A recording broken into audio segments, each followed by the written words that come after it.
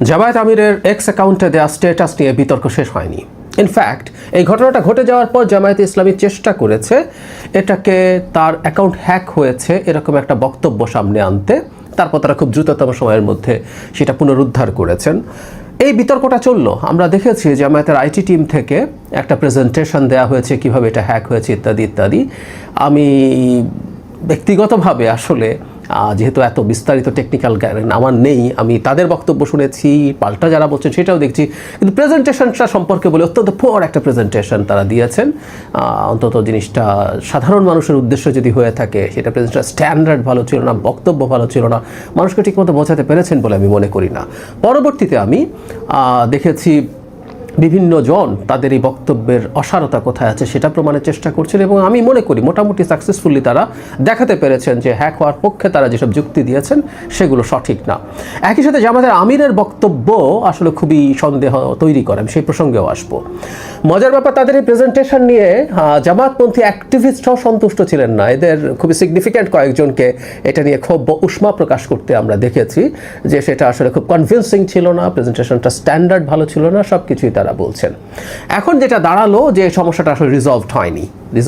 আমি আমার ব্যক্তিগত ধারণা সব দিক পড়ে টোড়ে সেটা হচ্ছে জামাতের আমিরের যে অ্যাকাউন্ট আছে সেটার কয়েকজন অ্যাডমিন আছে, কয়েকজন সেখানে স্ট্যাটাস দেন, কেউ একজন এরকম একটা স্ট্যাটাস দিয়ে ফেলেছিলেন।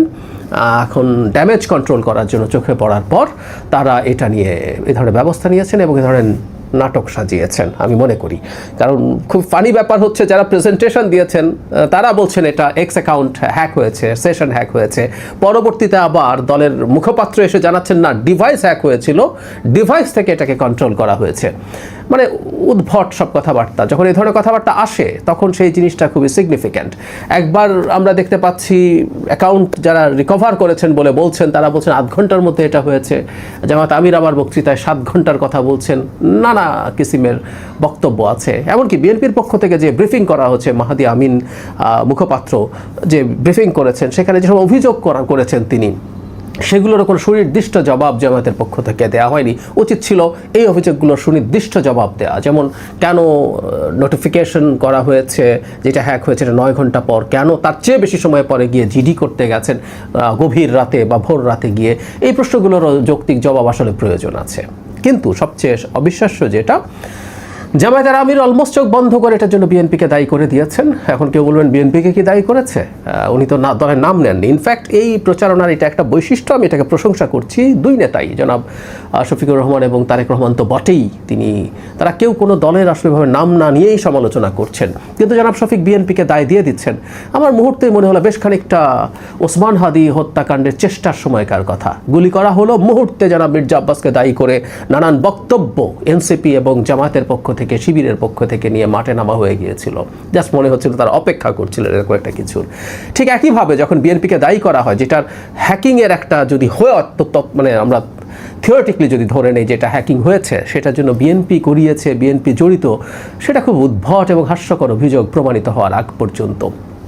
মনে রাখতে হবে, কেউ কেউ বলছেন যে বিএনপি এটাকে ইউজ করছে, বিএনপি ইউজ করবে তো। জামাতের আমির যখন এইরকম একটা স্ট্যাটাস দেন, যেটি আমরা আগেও বলেছি, স্ট্যাটাসের কন্টেন্ট নিয়ে আসলে ওনার কোনো ভিন্নতা নেই। উনি আল জাজিরাকে যা বলেছেন হুবহু একই কথা, শুধুমাত্র ওখানে প্রস্টিটিউট শব্দটা তিনি যোগ করেছেন নারীদের সম্পর্কে যারা বাইরে যায়, এর বাইরে ইট ওয়াজ অলমোস্ট দ্য সেম, একেবারে একই জিনিসই, খুব আলাদা কিছু না। সুতরাং এতে কিছু আসে যায় না, এবং এই শব্দটা যখন আছে বিএনপি তার পলিটিক্যাল প্রয়োজনে এটা ব্যবহার করবে, খুব স্বাভাবিকভাবেই ব্যবহার করবে। এখন না জেনে তিনি এটা বিএনপি ঘটিয়েছে এই অভিযোগ করাটা তাদের মতো রাজনৈতিক দল, আমি প্রায় বলি জামায়াত ইসলামীকে সতর্ক হওয়া দরকার। জামায়াত ইসলামী আর সব দলের মতো না, মধ্যপন্থী দলের মতো না, যাদেরকে জামায়াত ইসলামী ট্রেডিশনালি অভিযোগ করেছেন। আমি যে কলেজে পড়েছি সেখানে ছাত্র শিবির ছিল, আমি প্রায় বলি শিবিরকে খুব কাছ থেকে আমার দেখা আছে, তাদের চরিত্র সম্পর্কে জানা আছে। তারা প্রায় বলতেন ওগুলো মানবরচিত মতবাদের ভিত্তিতে তৈরি রাজনৈতিক দল, আর তারা আল্লাহর আইন এবং সৎলোকের শাসন। তো সৎলোকের শাসন যিনি ক্যাম্পেইন করেন, তার আমির কারো ব্যাপারে নিশ্চিত না হয়ে, প্রমাণ না পেয়ে অভিযোগ করা, এটা ইসলামের দৃষ্টিতে ভয়ঙ্কর অন্যায়। কিন্তু তিনি এটা করছেন নির্বাচনের মাঠে কিছু মাইলেজ পাওয়ার জন্য শুধুমাত্র। এটা খুবই হাস্যকর, খুবই উদ্ভট, এটা তার দিক থেকে অনুচিত। বরং এই অভিযোগ করার সময় এই রকম মনে হতেও পারে যে এই নাটকটা তৈরি করা হয়েছে অ্যাটাক করার জন্য, কুড বি, আমরা জানি না, নিশ্চিত নই। যাই হোক, এই স্ট্যাটাসের ব্যাপারটা নিয়ে মাঠে প্রচুর আলাপ আলোচনা চলছে। কেউ কেউ বলছেন ইভেন এটা জামায়াতের দিক থেকে প্ল্যান্ডও হতে পারে টু সাম এক্সটেন্ট। এখন সরি বলে নিলাম, কারণ এটা নিয়ে তো ইন্টারন্যাশনাল কমিউনিটি এবং দেশের যে সেকুলাররা আছেন তারা ক্ষুব্ধ হবেন, যারা নারী অধিকারে বিশ্বাস করেন তারা ক্ষুব্ধ হবে। আবার দেশে নারী বিদ্বেষী একটা শ্রেণী আছে, তারা খুশি হয়েও যেতে পারেন, কেউ কেউ বলছেন। কিন্তু আমি ব্যক্তিগতভাবে মনে করি বাইরে যাওয়া নারী, যার মধ্যে আমাদের শুধুমাত্র মধ্যবিত্ত, উচ্চ মধ্যবিত্ত নয়, নিম্ন মধ্যবিত্ত থেকে শুরু করে দরিদ্র নারীরা এখন বাইরে যান, কাজ করেন, কায়িক পরিশ্রমের কাজ করেন, গার্মেন্টে কাজ করেন, তাদেরকেও এই শব্দ বলা হয়েছে। এটা যদি হয়ে থাকে তারা এটা জেনেছেন। এটা একটা বিভৎস ব্যাপার, যা সেই শব্দটা যদি নাও বলা হয়ে থাকে, কামলা টামলা বলে উনি তাচ্ছিল্য করেছেন, সেটার ভিডিও আমি গতদিনই আমার একটা ভিডিওর সাথে জুড়ে দিয়েছি। এই হচ্ছে তাদের মানসিকতা, তাদের অবস্থা। আমাদের জনগণ নিশ্চিতভাবেই সতর্ক থাকবে এই ব্যাপারগুলোতে। আমরা অনেকেই এদেশের জনগণদের, বিশেষ করে